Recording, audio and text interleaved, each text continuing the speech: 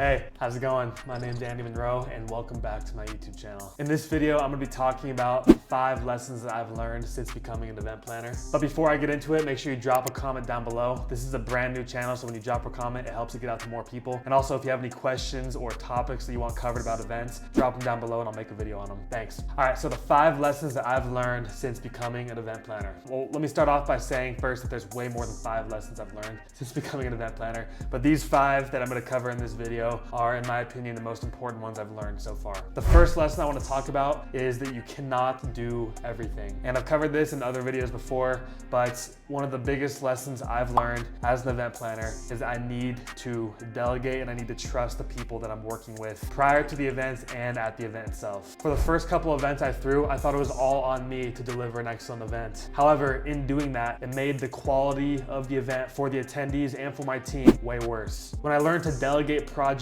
trust my team, hire contractors, hire people that were better at a certain part of the event than I was, and to simply just let go of most of the event, that's when the quality of our events began to increase. As the event planner, your job is not to be the one who's executing on all the parts of the event.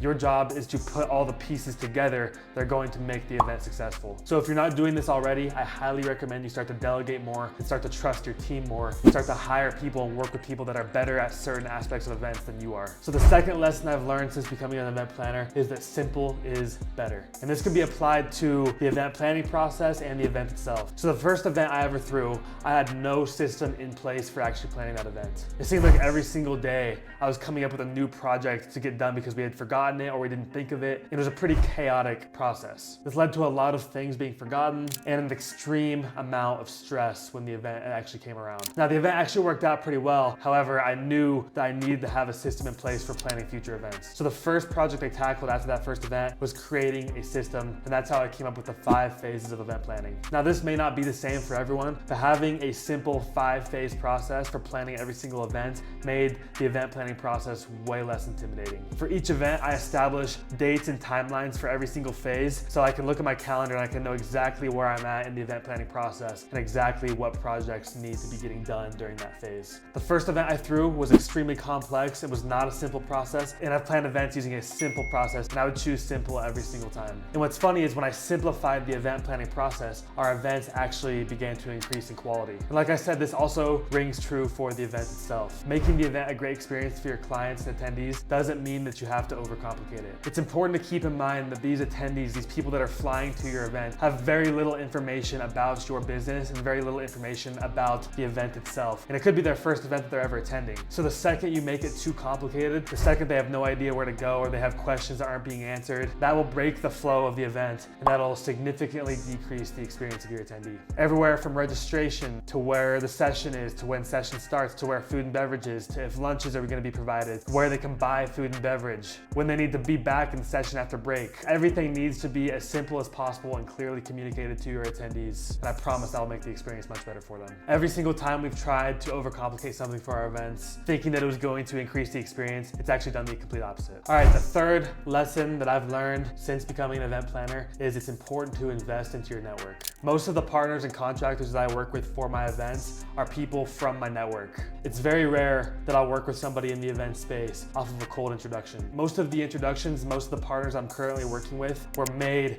based off of an introduction from somebody in my network or somebody that we've worked with as a company already. I actually enjoyed this as well because there's already a relationship established with these people that you're working with. There's an extra layer of trust and an extra layer of accountability because not only are these people trying to fulfill and work with you and deliver an amazing experience or product or service or whatever it is, but they also know that if they fail, that's going to go back to the person that introduced us to them. And that's just going to be a loss for everyone involved. Also, if you're lucky enough and you have a good enough relationship established with these people that you're going to be working with or the connection that is introducing you to, you might get a friends and family discount. Another part of the event planning process where your network comes in handy is when you're trying to land speakers or talent. Now, before I started throwing events, I did not know this is how it worked, but landing speakers is actually extremely difficult. There are a lot of agencies out there there where you can go and reach out and try and get in contact with speakers, but most of the time, these agents are not actually gonna be able to get in contact with these speakers. I'd say out of every 10 speakers that I reach out to through agents, maybe one will respond that they're available to speak at our event. And you really have no control over it. You have to put all of your trust in this agent to try to make a connection to this high-level speaker that you're trying to get to speak at your event. However, some of the best speakers that we've had speak at our events have been from people that are already in our network.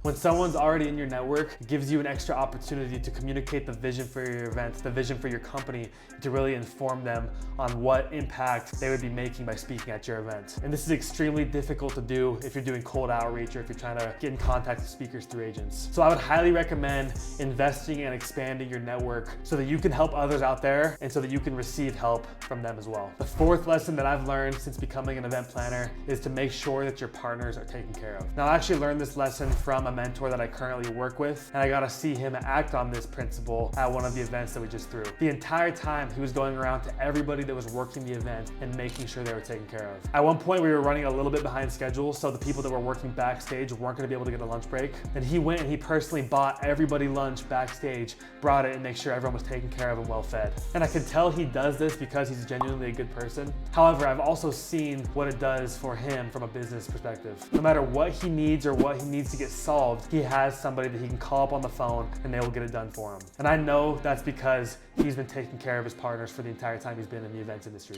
When you genuinely care and take care of the people that you're working with and you're not looking for anything in return, the universe is gonna send that energy back to you in some way. And in my mentor's case, he's done this for so long that now he has a network of people who trust him and who he cares about, who he can call up for any problem. Whatever he needs to get done, he has somebody he can call. And that's because he's invested in so many relationships and has made sure that everyone he's worked with has been taken care of. So that's definitely something I'm gonna be practicing inside of my career and outside of my career moving forward. The fifth and final lesson that I'm gonna cover in this video is that you as an event planner are curating experiences, you're not throwing events. If you approach an event simply from the perspective of, oh, I'm an event planner who's throwing an event, it's gonna be boring.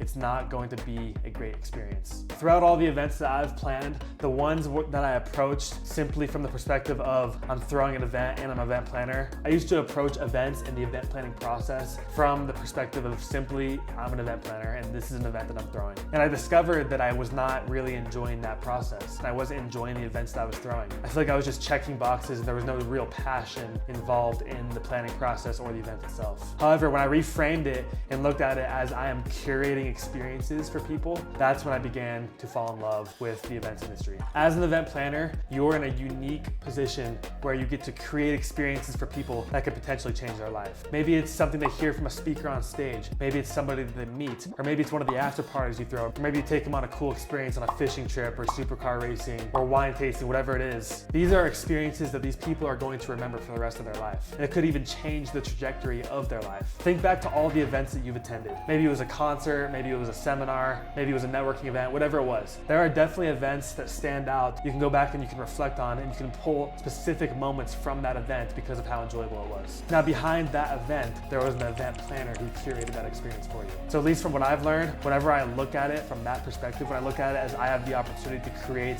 a lifelong memory for someone, I have the opportunity to potentially change somebody's life, it makes me way more invested in the event itself. It makes me extremely excited to plan the event. And it also unlocks a whole other channel of creativity. When I look at myself as in the business of experiences, not the business of events, for some reason it helps my mind expand and think outside of the box and think of so many cool possibilities and ways I can increase the experience for my attendees. Not very many people get to curate experiences for people on this level, and that's why I think being an event planner is pretty cool. All right, those are the 5 lessons I've learned since becoming an event planner. I'm sure I'm going to learn more lessons as I continue to throw more events, so I'll be making more and more videos about this. And please, if you have any questions, if you have any feedback, if you have any topics that you want covered, please drop a comment down below and I'll check them out and make a video on it.